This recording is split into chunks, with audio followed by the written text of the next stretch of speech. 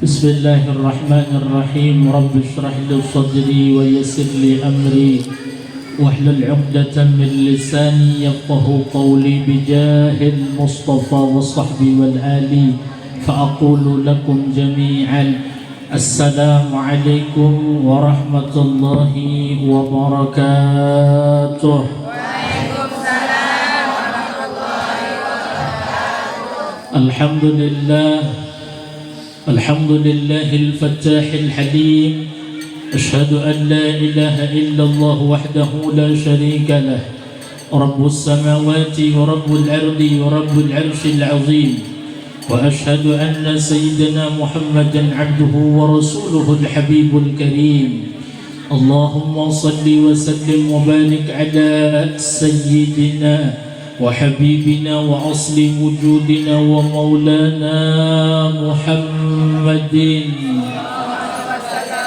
الرؤوف الرحيم وعلى آله وأصحابه وأزواجه وذريته وأتباعه على منهج القويم أما بعد فقالوا سبحانك لا علم لنا إلا ما علمتنا إنك أنت العليم الحكيم واهدنا ووفقنا إلى صراطك المستقيم ونجنا من القوم الظالمين والكافرين والحمد لله رب العالمين. حضرة المكرمين والمحترمين وحضرة المكرمة والمحترمة, ibu-ibu, bapak-bapak yang insyaallah mudah-mudahan kita semuanya dimuliakan oleh Allah dari dunia wal akhirah. Bil khusus yang sama kita hormati Bapak Ketua RT 09 atau yang mewakili beliau, kemudian Ketua Majelis Ta'lim Al-Asyikin Bapak Ikim Sodikin, kemudian Ketua Panitia Santunan Yatim dan Du'afa Nurul Jannah Ibu Kuat Lestari, kemudian Bu RW atau yang mewakili Bu RT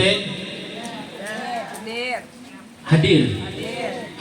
Nah, Bu RT yang mewakili, kemudian ada lagi yang belum disebut, sudah hafal ya?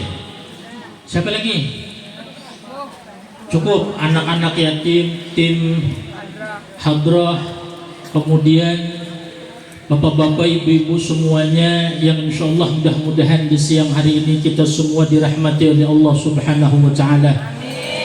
Alhamdulillah, bersyukur kita kepada Allah, kemudian salawat salam kepada baginda Nabi besar Muhammad sallallahu alaihi wasallam. Siang hari ini kita berkumpul di Majelis Ta'lim Al-Asyikin di RT 09 dalam acara santunan yatim dan du'afa Masjid Nurul Jannah. Mudah-mudahan apa-apa yang sudah dilakukan, apa-apa yang diniatkan diterima oleh Allah Subhanahu wa taala, dijadikan amal saleh oleh Allah Subhanahu wa taala, dan kita doakan para anak-anak yatim, mudah-mudahan insyaallah mereka jadi anak yang saleh dan salihah. Demikian dengan anak keturunan kita semua, amin ya rabbal alamin. Nungguin ya, tadi sempat ya Bu ya? Lama. Pas ya, alhamdulillah ya. Maklum sibuk, maklum sibuk. Jadi kalau ngundang orang sibuk nih ya, percaya nggak percaya juga nggak apa-apa, nggak penting-penting amat ya. Kita nih mau sampai di berapa ngajinya? Zuhur ya? Asar ya. Tundul. Bu, saya pengen nanya, kita santai aja kan? Iya, orang uploadnya nggak seberapa, ini santai aja ngajinya. Bu, kalau saya tanya dia, bedanya kita dengan hewan atau binatang apa? Hah? Cerdas juga lumayan ya. Pinter juga lumayan ya. 9 lah nilainya. 9. Kalau samaannya apa? Persamaan kita dengan binatang atau hewan apa? Apa? Makhluk? Ah, kurang cerdas. Berubah jadi 5 dah, 9. Samanya kita, kalau bedanya kan kita udah paham ya, bahwa manusia itu dilebihkan dengan akal. Pertanyaan yang sering atau mungkin gak pernah ditanyakan orang, kalau persamaannya apa kita dengan hewan teh? Sama-sama punya otak. Kadang-kadang manusia juga punya otak tapi gak kayak punya. Ibu kejauhan mikirnya, maaf ya. Kalau misalnya sapi makan, kita makan nggak? Makan. Cuman bedanya kalau sapi makan rumput, ibu makan nasi. Kira-kira, ya kan? Banyakan siapa makannya? Banyakan ibu apa sapi? Hah, banyakan ibu. Lebih parah dari sapi. Kalau sapi tidur, ibu tidur nggak? Bareng sama sapi. Hah? Kalau misalnya maaf ya, sapi kawin, ibu kawin nggak? Kan? Berarti kalau kita ringkas persamaannya apa? Kan? Kalau perbedaannya manusia dengan hewan itu karena akal, kalau persamaannya urusan kelezatan dan kesenangan, manusia dan hewan itu sama-sama kemudian memiliki kelezatan dan kesenangan. Ya. Kalau misalnya hewan punya kelezatan makan, minum, tidur, kemudian kawin, maka manusia juga punya nggak? Punya. Artinya kalau dari sisi kelezatan dan kesenangan, kita ini sama-sama senang, sama-sama pengen lezat nggak dengan hewan? Sama, ya kan? Sapi perlu makan, ibu perlu makan nggak? Nah, sekarang dikasih makan nggak? Dikasih? Lontong. Kalau lontong itu bukan makan, pintar. Cemilan 10 biji. Cemilan. Artinya ringkasnya, yang membedakan adalah akal, yang menyamakan kita dengan hewan adalah sisi kesenangan, sisi senang-senangnya, sisi lezat-lezatnya. Kita dan hewan itu sama, yuk makan, yuk minum, yuk tidur, yuk nikah, kawin, bukan nikah, kawin, yuk sama kemudian. Nah, yang membedakan kita akal. Pertanyaan berikutnya, kalau dari sisi kelezatan dan kesenangan hidup sama-sama diberi oleh Allah manusia dan hewan, terus fungsi akal kira-kira buat apa? Supaya manusia itu bukan hanya hidup senang dan lezat. Manusia diberi Allah akal supaya hidup di atas senang dan lezat. Kalau hanya senang dan lezat, sapi senang nggak? Lezat nggak hidup dia? Iya. Kambing lezat nggak? Senang nggak? Terus kenapa kita diberi akal? Supaya kita tidak hanya sebatas senang dan lezat, tapi sampai kepada taraf yang namanya bahagia. Ibu? Berarti manusia itu diberi Allah akal. Di antara tujuan utamanya adalah bukan hanya biar bisa hidup senang dan biar bisa hidup lezat. Kalau sekadar biar bisa hidup senang dan lezat, sapi juga bisa. Nggak usah dikasih akal, nggak perlu akal. Tapi manusia dilebihkan oleh Allah dengan akal. Kenapa? Karena Allah pengen manusia hidup bukan sekedar senang dan lezat, nikmat, tapi hidupnya harus pada level bahagia. Jadi kalau cuma orang tujuannya hidupnya pengen senang-senang, pengen nikmat-nikmat, pengen lezat-lezat, sama kayak sapi. Ya, Bu. Adik pengen jadi sapi. Kalau orang pikirannya cuma makan, tidur, bangun tidur, habis makan, tidur, mirip, no diri sendiri, no. Tapi kita diberi akal. Maksudnya apa? Lo kata Allah jangan hidup hanya sebatas senang dan nikmat. Boleh senang dan nikmat, tapi manusia harus lebih satu tingkat daripada binatang. Apa itu? Harus hidup kenceng, bahagia. Betul. Kita berdoakan Rabbana atina fid dunya hasanah wa fil akhirati hasanah wa qina azabannar. Artinya jadikanlah kebahagiaan kebaikan dunia dan akhirat, dan jauhkanlah kami dari siksa neraka. Nah, jadikanlah, berikanlah kepada kami kebahagiaan atau kebaikan, sama kebaikan atau kebahagiaan dunia dan kita minta bukan minta Allah gandeng tuh bahagia dunia dan tapi yang disebut mana dulu? Ya kan? Ya Allah, ya Allah, ya Allah. Kebaikan atau kebaikan sama, kebahagiaan sama, kebahagiaan dunia dan kebahagiaan akhirat. Berarti duluan bahagia dunia apa akhirat? Baru akhirat. Nah, kalimat dan dalam bahasa Arab itu artinya atof, tidak bisa dipisah. Maka orang kalau pengen bahagia akhirat harus bahagia dulu di dunia. Kenapa begitu? Lihat saya. Benar. Maka kalimatnya fid dunya hasanah wa fil akhirati hasanah. Bahagia dunia dan bahagia akhirat. Tapi yang disebut dunia dulu bukan akhirat dulu, bukan begini. Rabbana atina fil akhirati hasanah wa fid dunya hasanah. Enggak, disebut dunia dulu bahagia baru akhirat bahagia. Artinya tidak akan pernah orang nanti hidup di akhirat bahagia kalau di dunianya nesu dulu. Tahu nesu? Ya, marah-marah. Berarti di dunia harus hidup apa? Bahagia. Betul. Ibu kalau pengen akhirat, pengen bahagia nggak? Pengen masuk surga? Pengen ketemu Nabi Muhammad? Mati pintar. Kalau pengen hidup bahagia akhirat, kuncinya satu, di dunia harus bahagia hidupnya.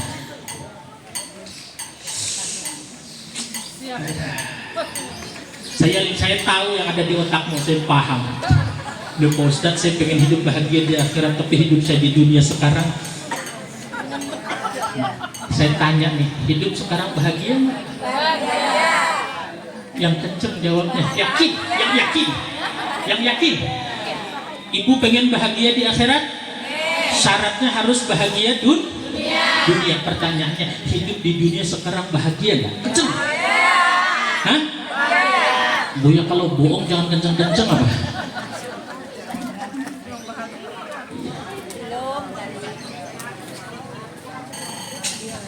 Ternyata mudah nggak hidup bahagia tuh? Iya. Kalau mudah gimana? Woi, bersyukur gimana bersyukur? Dikasih duit suami sebulan 1.500.000, bersyukur nggak kira-kira? Itu yang jujur tuh. Ini yang bilang bersyukur ini bohong semua nih. Saya tahu sudah kemudian. Orang dapatnya segitu sih. Iya Pak, dapat segitu main lah. Dapatnya segitu? Iya, emang pernah dikasih segitu? Nah itu masalahnya kan. Kalau nggak dikasih segitu enak ngomong bersyukur. Begitu dikasih 1.100.000, 1.500.000, depannya gini aja, segini doang, gitu. Tidak semudah itu boy. Kalau mau bahagia boy, tidak semudah itu. Nah ini kajian kita siang hari ini, bagaimana hidup di dunia supaya yang dengan di dunia bahagia, maka pasti akhirat juga bahagia. Kalau ada di dunia orang mengeluh terus, tuh tanda akhirat gak bahagia juga nanti. Nulis status WhatsApp, hidup dan penderitaan bagaikan sahabat karib, tidak pernah terpisah. Hari ini, dengar dulu, belum selesai. Hari ini kuberikan cinta sepenuhnya, tapi dia menyakiti tanpa ada ampunnya. Orangnya yang suka nulis status begitu, akhiratmu tidak akan bahagia. Kenapa? Di dunia hidupmu nggak bahagia. Syarat buat hidup bahagia akhirat, di dunia harus hidup bahagia. Itu kata Allah Subhanahu wa Ta'ala dalam doa yang kita baca, yang itu diambil dari ayat Al-Quran. Kemudian, walaupun hidup makan sekali sehari, suami kemudian sering marah marah, suami pelit, maka hidup harus gundul. Agak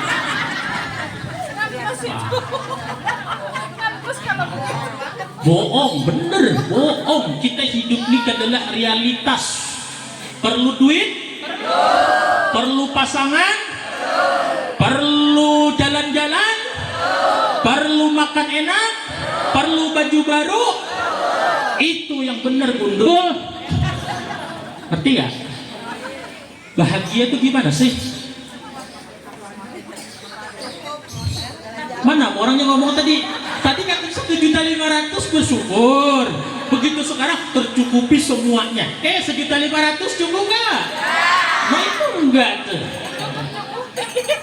Dah, saya kasih tahu rahasianya pintar. Mau tahu tuh enggak? Di dalam kitab Al-Munabbihat lil Isti'dad li Yaumil Ma'ad, Al-Imam Ahmad Ibn Hajar Al-Asqalani yang julukan beliau Amirul Mukminin fil Hadis, beliau ini pemimpinnya orang beriman dalam ilmu hadis. Beliau menyebutkan as'adun nas, manusia yang paling bahagia itu kalau memiliki 3. Ini mahal ilmu Peter. Ilmu buat bahagia.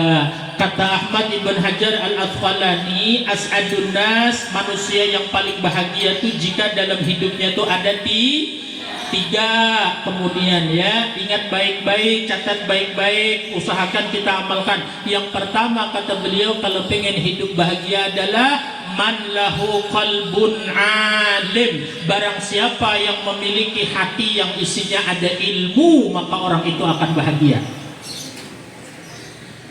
Apa pintar? Nomor 1 pintar, hatinya ada. Betul. Kayak apapun terkecukupinya kebutuhan, bahkan bukan cukup, lebih. Kalau ilmu nggak ada, nggak akan bahagia. Maka syarat pertama pengen hidup bahagia harus punya ilmu.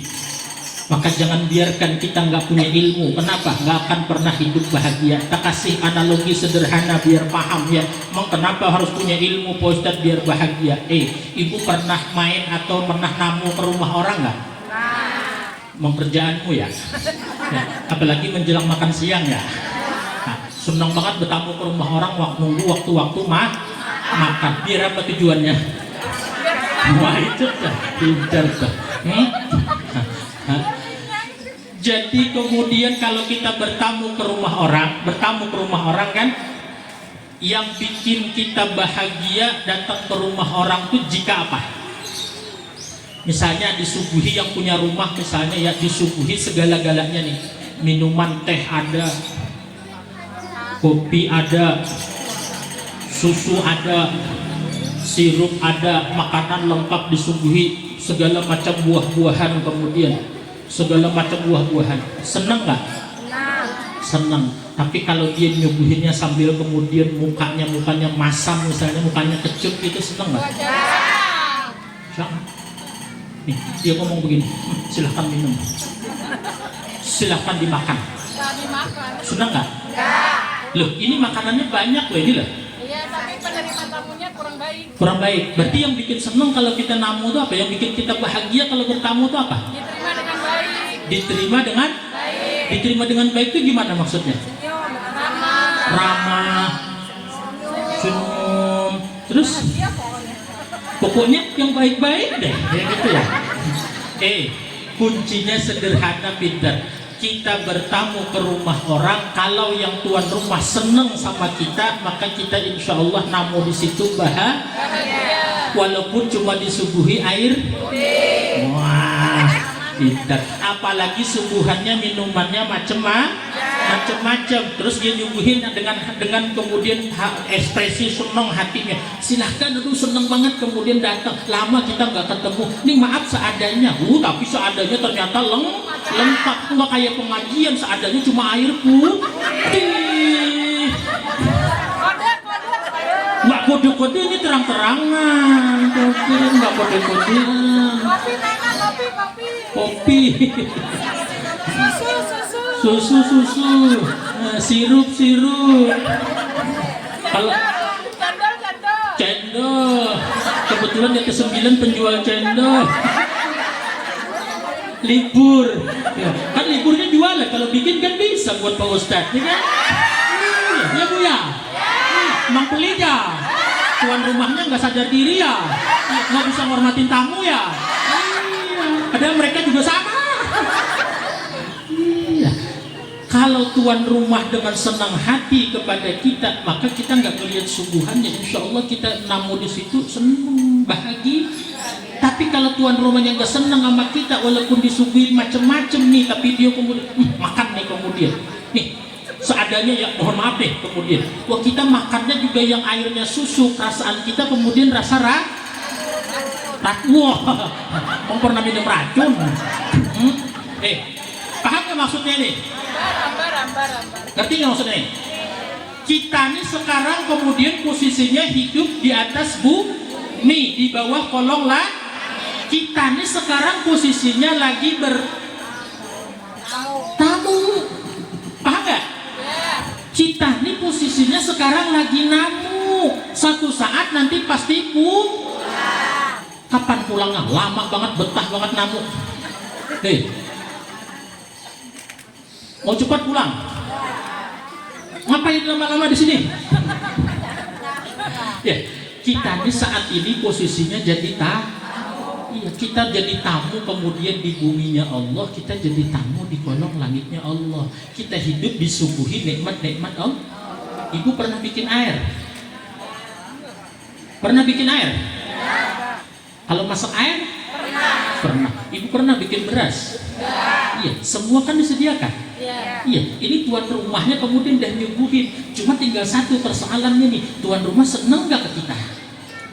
Kalau ibu sebagai tamu tuan rumah seneng, artinya yang punya langit siapa? Yang punya bumi siapa? Berarti tuan rumahnya siapa? Allah. Berarti posisi kita tamu. Iya kan? Kita disuguhi macam-macam. Dikasih makan, dikasih air untuk minum, dikasih udara untuk bernafas, dikasih cahaya untuk melihat. Tapi Allah kagak senang. Bahasa Arabnya Allah gak ridho dengan kita. Jangan harap kita hidup bahagia. Sama seperti kita datang ke rumah orang, disuguhi minuman macam-macam, tapi dia nyuguhinnya kemudian matanya mendelik, kemudian mukanya merengut, kemudian ngomongnya ketus, kemudian. Nah kita pengen cepat pulang apa pengen betah di situ? Pulang. Tapi kita di rumah Allah pernah tahu nggak Allah ketus apa Allah ridho dengan kita? Nggak tahu kan? Tapi kenapa betah banget nggak pulang-pulang? Pulang nih. Wah. Tapi kalau yang punya rumah kemudian ridho itu bahasa Arab, bahasa kitanya artinya senang. Allah senang dengan kita. Ya Allah, kita hidup di rumahnya Allah, maksudnya di buminya Allah, di kolong langitnya Allah. Itu hati bakalan bahagia, persis seperti tamu yang kemudian tuan rumah senang nyambut kedatangan dia, maka dia bertamu di situ dengan hati yang bahagia. Bagaimana supaya tuan rumah senang? Maka caranya harus ngikutin patuh peraturan tuan rumah, ya kan? Kalau kita jadi tuan rumah kemudian kita jadi tamu, datang kata tuan rumah, Bu silahkan duduk di sini. Kata ibu, kayak tamu aja, saya kan CS. Ibu masuknya kemana? Langsung ke dapur. Langsung ke dapur. Kira-kira tuan rumah seneng nggak? Adab jadi tamu itu diantaranya di mana disuruh duduk oleh tuan rumah, di situ duduk, nggak boleh kita ngelawan. Kata tuan rumah, Bu silahkan duduk di sini. Ibu jangan di sini aja enak loh, biasa kan begono no. Nggak boleh begitu. Kalau kata tuan rumah duduk di sini. Kenapa? Itulah yang bikin hati tuan rumah seneng tuh bahasa Indonesia, bahasa Arabnya ridho. Kalau kata Allah, Bu kemudian tutup aurat, Bu kemudian ngaji, Bu dan sebagainya, Allah kasih tahu kan yang punya langit Allah, yang punya bumi Allah. Kita sifatnya namu. Kita nggak mau nurut perintah Allah, maka Allah nggak ridho. Kalau Allah nggak ridho, walau dikasih makan, dikasih minum, dikasih fasilitas, dikasih kekayaan, dikasih kecukupan, dikasih kelebihan, nggak akan bahagia. Kenapa? Yang punya langit nggak ridho, yang punya bumi nggak ridho. Maka biar Allah ridho, kita nurut perintah Allah. Untuk nurut perintah Allah kudu punya ilmu. Maka syarat orang bahagia yang pertama harus punya ilmu. Betul. Walaupun orang duit banyak nggak punya ilmu nggak bahagia, pintar. Apalagi sudah duit nggak ada, ilmu nggak ada, itu lebih pedih kemudian daripada digantung, pintar. Paham pintar?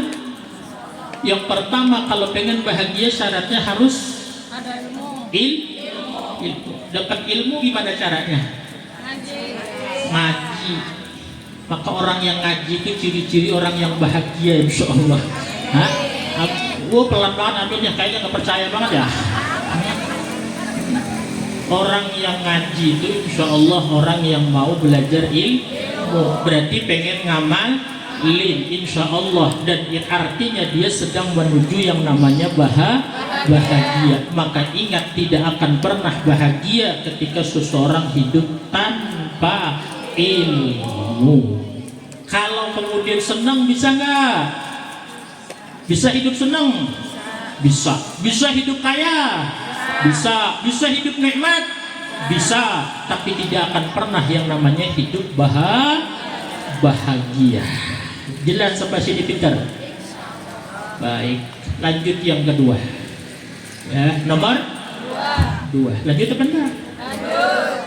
Ini udah mau jam 12 lagi lah.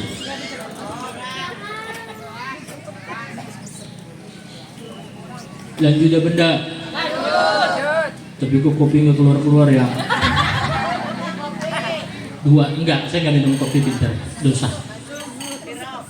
Enggak usah. Enggak usah. Amplopnya aja tambahin. Mentahnya aja. Saya beli sendiri aja. 2. Yang satu kemudian man lahu qalbun alim. Orang yang paling bahagia itu kata Ibnu Hajar Al-Asqalani, orang yang hatinya ada ilmu.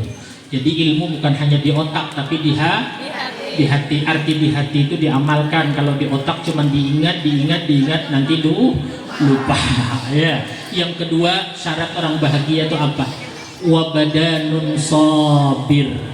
Dia memiliki sifat sabar.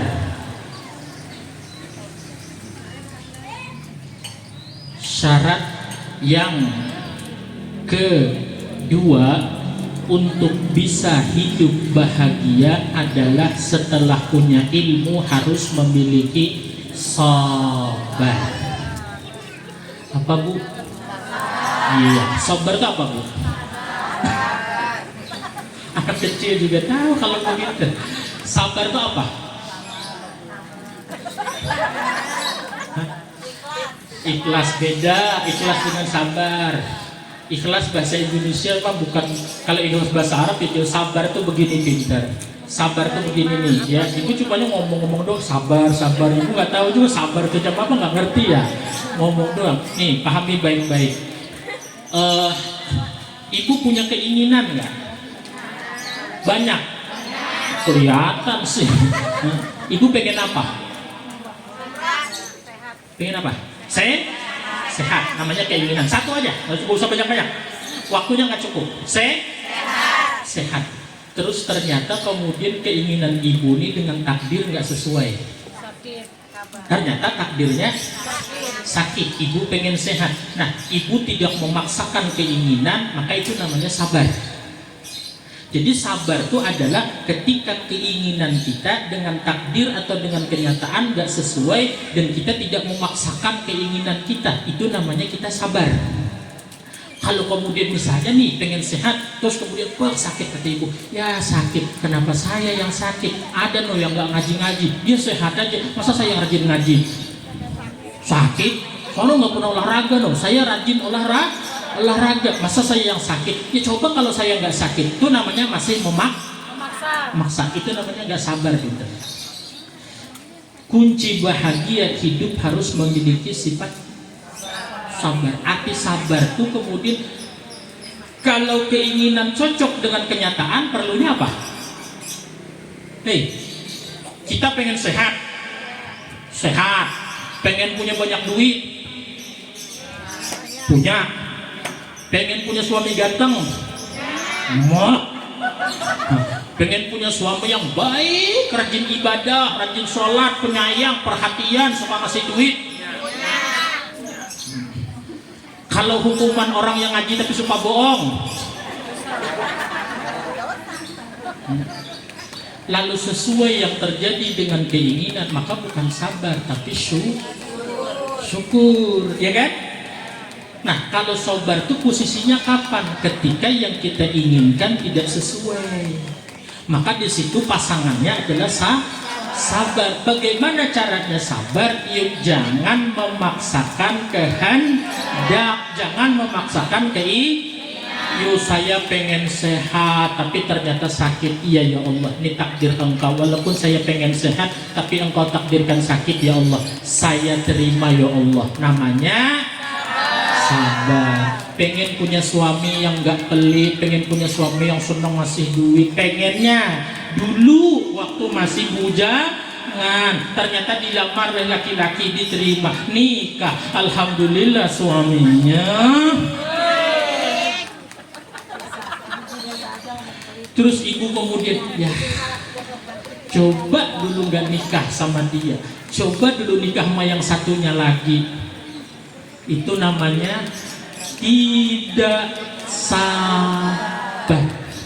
Sabar itu adalah menerima takdir dan tidak memaksakan kehendak ketika terjadi perbedaan. Umpama ibu habis nih pengen makan, pengen nggak?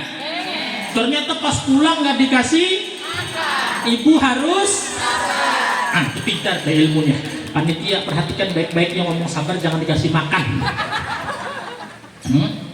Ya, maka ringkasnya ya, sabar itu kita harus dalam 3 hal kata Abdullah bin Abbas. 1, dalam taat harus sabar. Yang kedua, dalam menjauhi maksiat harus sabar. Yang ketiga, dalam menerima musibah. Jadi yang harus kita sabar itu 3. Ketika kita taat ini berat. Ngaji kayak gini berat gak nih? Harus sabar gak? Harus sabar. Panas gak? Haus gak? Lapar gak? Mau ngaji sini tadi gak makan apa? Maka ngaji begini ya Allah harus sabar. Maaf ya, ini santunan udah berapa tahun dah jalan? Mutari berapa tahun? Berapa? 13. Berapa tahun? 11? 11 tahun. Ada tantangannya nggak? Ada omongan orang nggak? Ada yang kemudian ngomongin yang jelek-jelek nggak? Tapi karena sabar, cocok dengan nama Kuat Lestari. Sudah kuat. Sudah kuat lestari. Kalau diomongin orang kemudian ngalah, kemudian diomongin orang lalu ngambek, ganti namanya lemah. Tapi alhamdulillah nama dan kenyataan sesuai. Untung yang jadi ketua santunannya Ibu Tari Kuat Lestari. Coba kalau ibu yang jadi santunannya misalnya namanya siapa tuh? Ibu Lemah dan Tak Lestari. Nah, maka santunan itu tutup.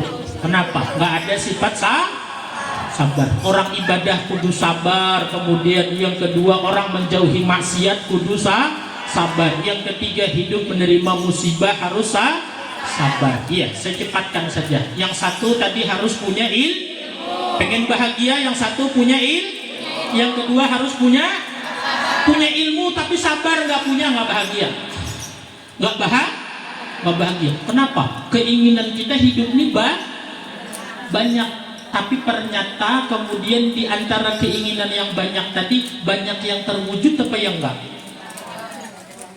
Banyak yang tidak. Kalau keinginan kita mah hidup kaya, punya suami soleh, ya paling minimal Ari Wibowo lah, tampangnya kemudian, ya kan? Kalau pengen kita tinggal nggak di Taman Rahayu, enggak, ya bentuk-bentuknya kota wisata. Tapi kenyataannya terwujud semua nggak? Enggak. Berarti suamimu nggak kayak Ari Wibowo ya? Lebih ganteng Ari Wibowo.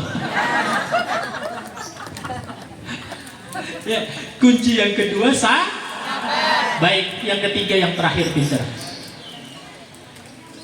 Satu ilmu, dua sabar. Kalau mau bahagia hidup ini harus sabar. Yuk, kadang-kadang tetangga juga bikin kesel, bener ya? Sering dikeselin sama tetangga. Sering, tapi kita harus sabar karena pengen hidup bahagia. Yang ketiga adalah wal qana'atu bima fil yad. Kata Imam Ahmad ibn Hajar al Asqalani, kunci orang sabar yang ketiga adalah orang itu memiliki sifat qanaah. Satu ilmu, dua sabar, tiga qanaah. Ini kunci hidup bahagia nih. Ya. Udah ditulisnya pintar. Kalau udah perhatikan sini. Qanaah itu apa qanaah? Bukan menerima. Qanaah itu rasa cukup, pintar. Rasa tulis dia dulu. Saya minum dulu ya. Lapar. Rasa apa Pak Ustaz? Rasa apa Pak Ustaz? Rasaku padamu. Orang lagi minum bisa ngomong.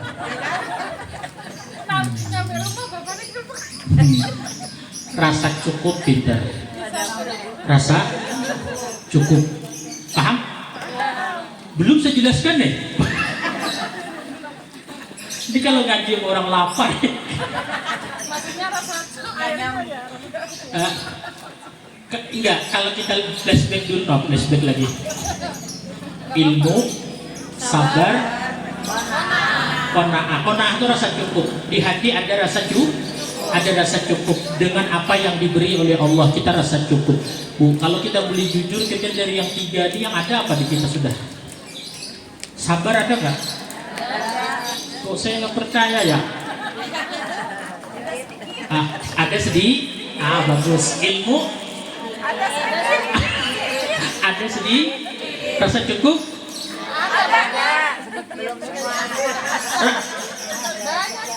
Rasa cukup ini lawannya rasa kurang. Rasa cukup ini lawannya rasa kurang. Jadi kalau orang hidup tuh rasa kurang terus nggak pernah bahagia tuh orang. Ya, lawannya rasa kurang ya rasa cukup. Rasa cukup ini bahasa Arabnya qanaah, sifat qanaah. Kalau orang tuh hidup kemudian kurang terus perasaannya, itu orang nggak bahagia tuh hidup.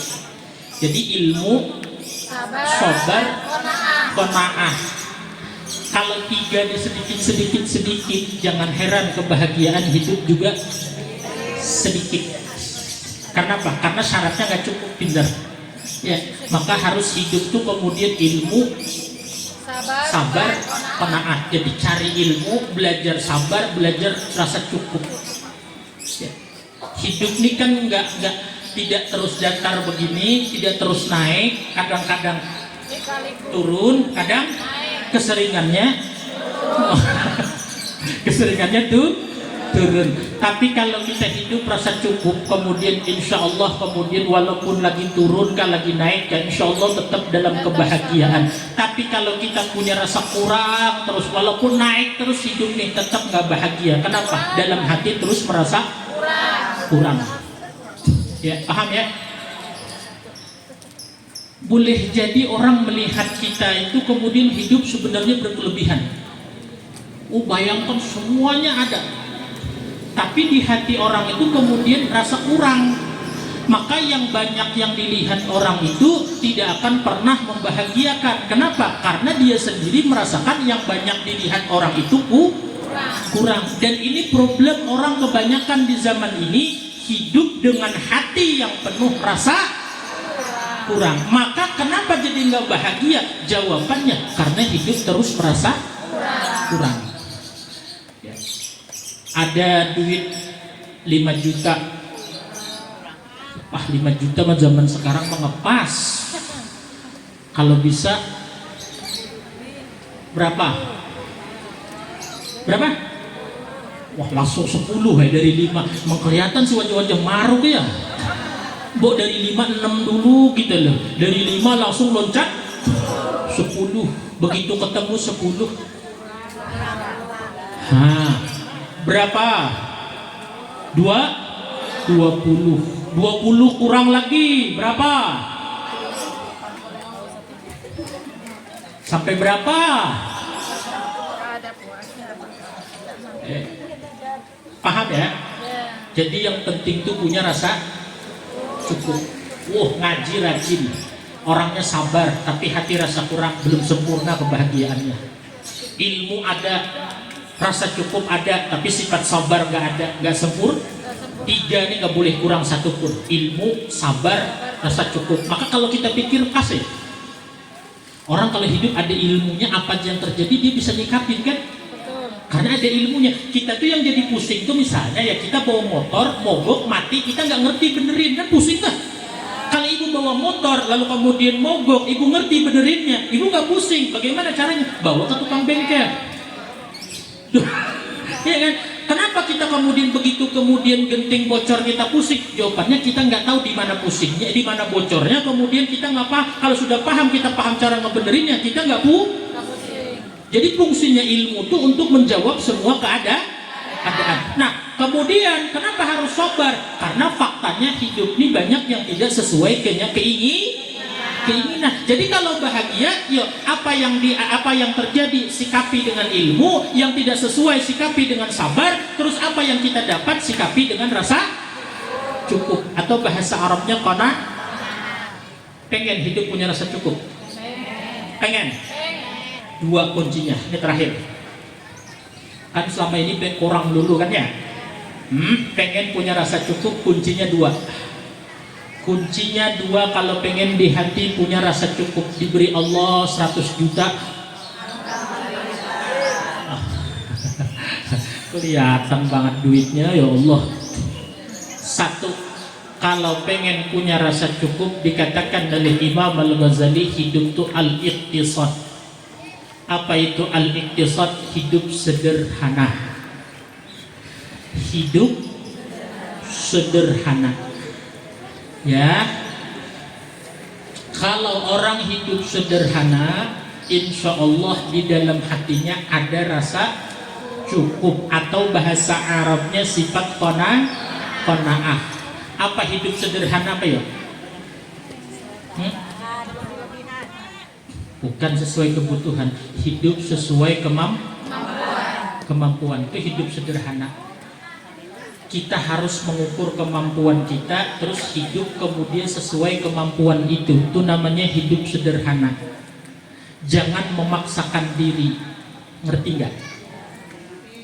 Mampunya beli baju setahun sekali, jangan memaksakan pengen setiap bulan. Mampunya kemudian makan di luar dalam sebulan cuma sekali, itu pun pas ketika awal gajian. Jangan memaksa tiap minggu pengen makan di luar. Kalau mau tiap minggu makan di luar, masak banyak-banyak di dapur, makan di teras. Itu juga namanya makan di luar. Ya. Maka siapa orang yang akan punya rasa cukup di dalam hati? Orang yang mau hidup sederhana, kata Imam Ghazali. Bahasa Arabnya iqtisad.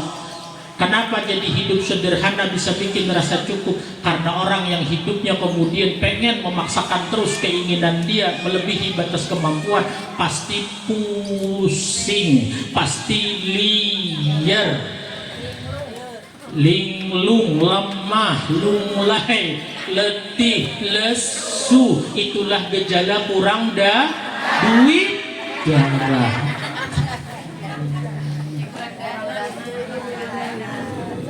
Kalau kurang darah, duit banyak gampang kan? Iya, tinggal beli aja kemudian obat penambah darah. Kalau kurang duit, kelebihan darah, susah nuruninnya. Ya, jadi hidup ini yang penting sederhana bagi tiap orang beda-beda.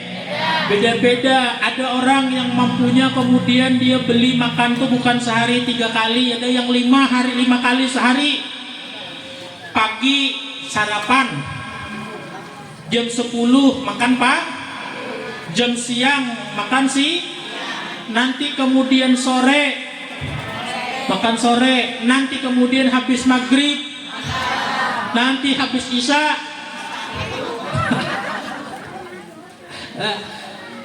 Kalau orang kemudian mampunya semana, ya itulah sederhana ukuran dia. Jadi tidak bisa menyamakan setiap orang.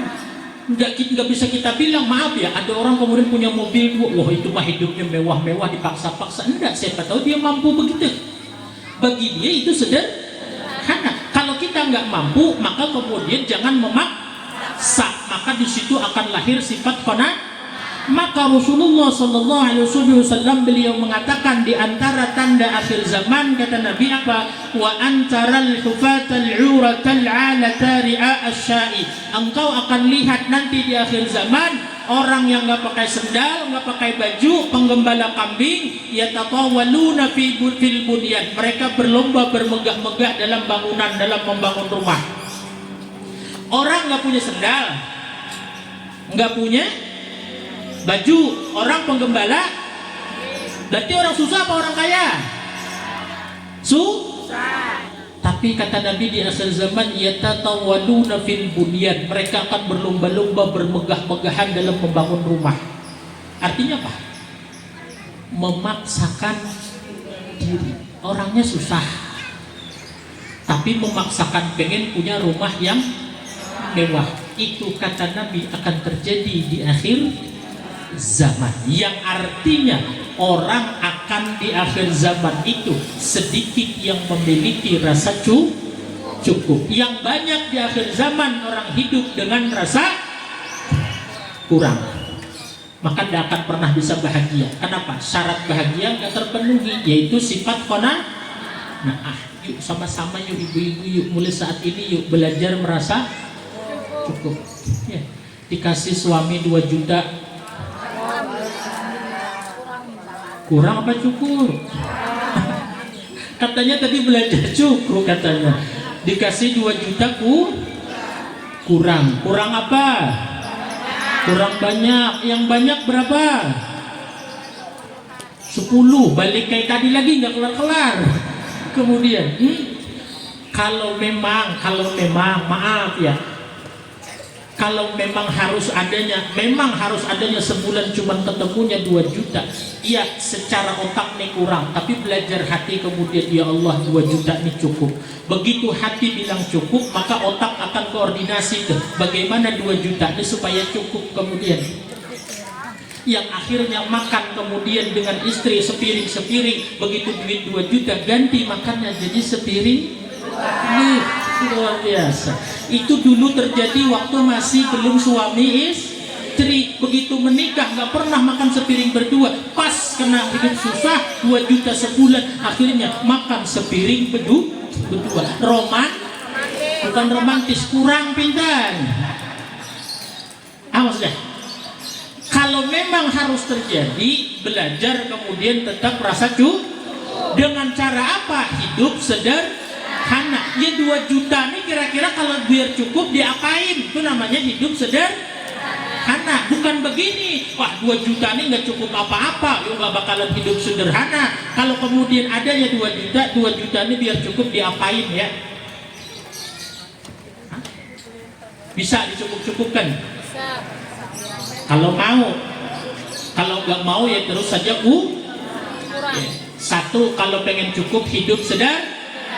Yang kedua kata Imam Ghazali, kalau pengen cukup adalah qasrul amal, kurangi angan-angan, kurangi berhayal, kurangi kemudian memikirkan yang nggak ada. Itu kita bisa merasa cukup. Ya, kurangi angan-angan, kurangi berhayal, kurangi memikirkan yang nggak ada. Masya Allah. Kemudian padahal hidup di rumah lengkap ya,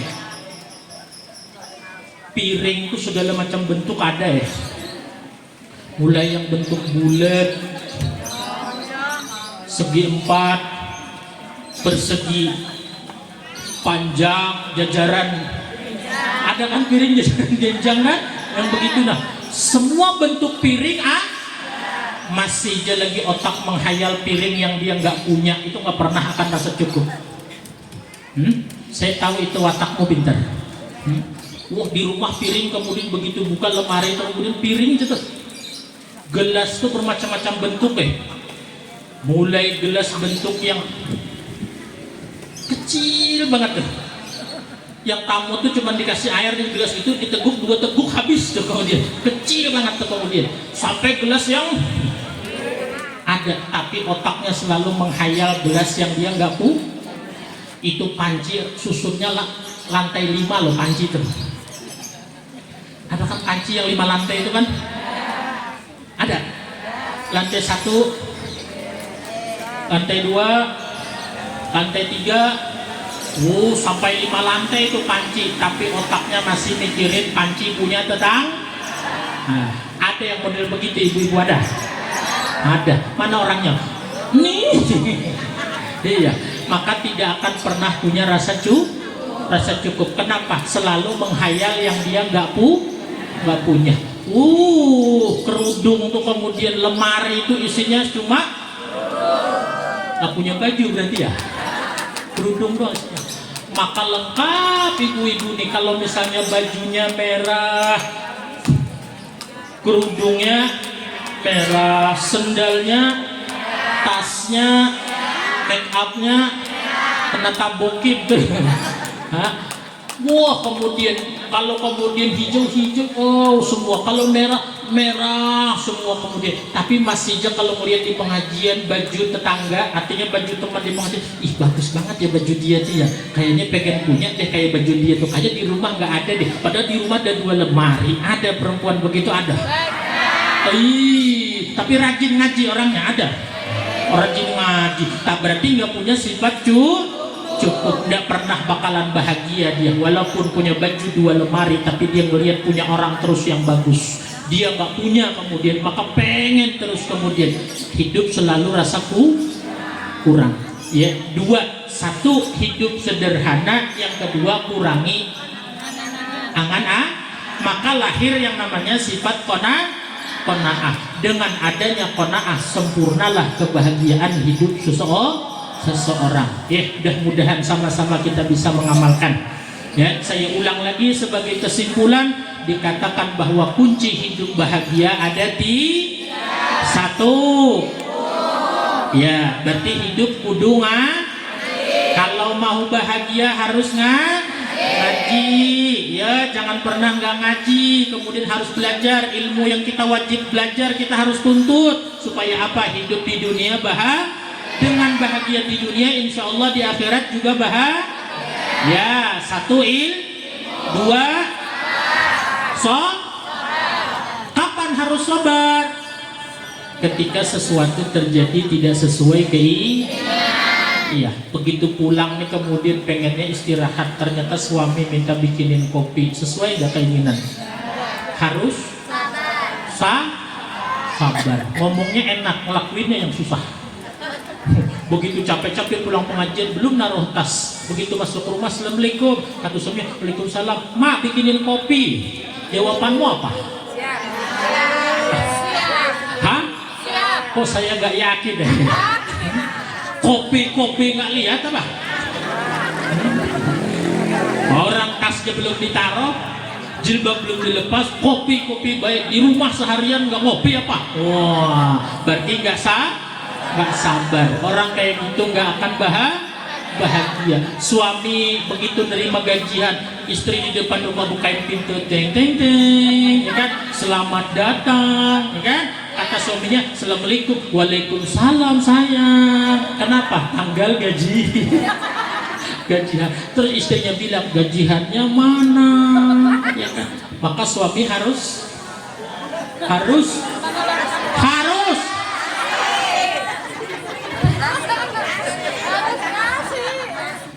katanya sabar tadi. Maka suaminya bilang, sabar ya bu, sabar.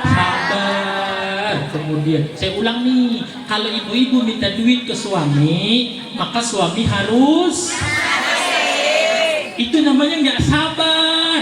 Tidak. Tanda kelancaran rezeki suami. Hah? Harus apa? Harus ngasih sebagian apa semuanya? Ini kalau yang ngaji gak ada gunanya nih kemudian. Masya Allah. Yang kedua belajar pasti jangankan nunggu 1 kali 24 jam, 1 jam ke depan pasti ada terjadi hal yang tidak kita inginkan, pasti. Belum dikasih-kasih. Iya. Begitu pulang pengen makan, kemudian ternyata pas buka ikannya habis. Harus masak, pintar, sabar, masak biar makan. Yang ketiga harus punya sifat ya, apa yang ada ini dalam hati kita rasanya cukup, dan faktanya insya Allah hidup kita toh tidak kurang-kurang amat, ya kan? Insya Allah kalau buat makan ada, buat bayar anak sekolah ada, buat jalan-jalan ada, buat beli baju ada, buat healing itu bukan cukup, pintar, banyak itu Pas butuh, pas ada. pas butuh itu kan keinginanmu, tapi kenyataannya belum tapi kemudian rasa cukup inilah yang membuat yang sedikit terasa banyak, tapi rasa kuranglah yang membuat walaupun banyak terasa sedikit. Maka orang yang punya rasa cukup, punya sifat sabar, punya ilmu, dia berhak mendapatkan namanya hidup bahagia. Bila dia hidup bahagia di dunia, itu kunci untuk hidup bahagia di akhirat. Maka orang yang tidak akan bahagia di akhirat adalah orang yang di dunia hidup suka keluh kesah. Artinya dia hidupnya nggak bahagia. Yuk mulai sekarang jangan keluh kesah lagi. Begitu ada yang nggak sesuai, sabar. Jangan nulis status. Nulis status yang baik-baik aja. Nulis status yang baik-baik. Yuk mulai saat ini siap nulis status yang baik-baik. Jangan lagi berantem sama suami nulis status, siap? Pulang dari sini muncul status. Dan alhamdulillah berumah tangga selama ini bahagia selama-lamanya. Wah. Maka kemudian tulisannya ayang ngembek forever. Wah. Padahal malam tadi habis berantem. Ya, paham insyaallah. Mudah-mudahan hidup kita bahagia dunia akhirat. Dengan cara Allah mampukan kita memiliki 3 syarat: ilmu, sabar, qanaah. Jelas? Paham? Mudah-mudahan sama-sama kita bisa mengamalkan. Berkahnya kita berkumpul di siang hari ini, berkahnya para yatim dan du'afa. Mudah-mudahan kita semua insya Allah dijadikan orang-orang yang ikhlas, orang-orang yang istiqamah dalam menuntut ilmu, taat beribadah kepada Allah Subhanahu wa ta'ala. Dan mudah-mudahan Allah akhiri hidup kita dengan keadaan husnul khatimah, dengan iman yang sempurna. Bijahin Nabi Al-Fatihah. A'udzubillahi minasyaitonir. Bismillahirrahmanirrahim. Alhamdulillahi rabbil alamin, arrahmanir rahim, maliki yaumiddin. Iyyaka na'budu wa iyyaka nasta'in. Ihdinas siratal mustaqim, siratal ladzina an'amta 'alaihim ghairil maghdubi 'alaihim waladdallin. Amin. Bismillahirrahmanirrahim. Alhamdulillahi rabbil alamin. Allahumma salli wa sallim wa barik ala sayyidina Muhammadin وعلى آله وصحبه أجمعين. اللهم اجعل جمعنا هذا جمعا مرحوما وتفرقنا من بعده تفرقا معصوما ولا تجعل فينا ولا معنا ولا منا شقيا ولا محروما ولا مطرودا ولا معصوما. ربنا آتنا في الدنيا حسنة وفي الآخرة حسنة وقنا عذاب النار. وصلى الله على سيدنا محمد وعلى آله وصحبه وسلم. سبحان ربك رب العزة عما يصفون وسلام على المرسلين والحمد لله رب العالمين. دعاء كفارة المجلس. سبحانك اللهم إله إلا أنت أستغفرك وأتوب إليك. Alhamdulillah. Kurang lebihnya yang kurang berkenan, bercanda-bercanda yang mungkin tersinggung, minta maaf. minta ampun, minta halal, minta ridha lahir batin, dunia akhirat, minta maaf benar. Ya, al-afu minkum. Wassalamualaikum warahmatullahi wabarakatuh.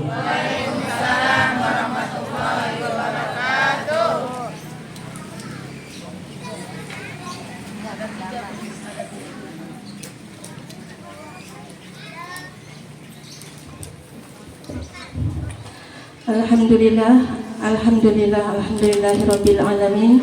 Demikian tadi tausiah agama yang telah disampaikan oleh Bapak Ustadz Syahrul Maki. Semoga apa-apa yang beliau sampaikan menjadi penerang hati kita untuk dapat belajar mengaplikasikannya keseharian kita untuk meraih berkah dan ridhonya Allah Subhanahu wa ta'ala. Amin amin ya Allah ya rabbal alamin. Kepada Bapak Ustadz Syahrul Maki kami ucapkan terima kasih. Semoga Allah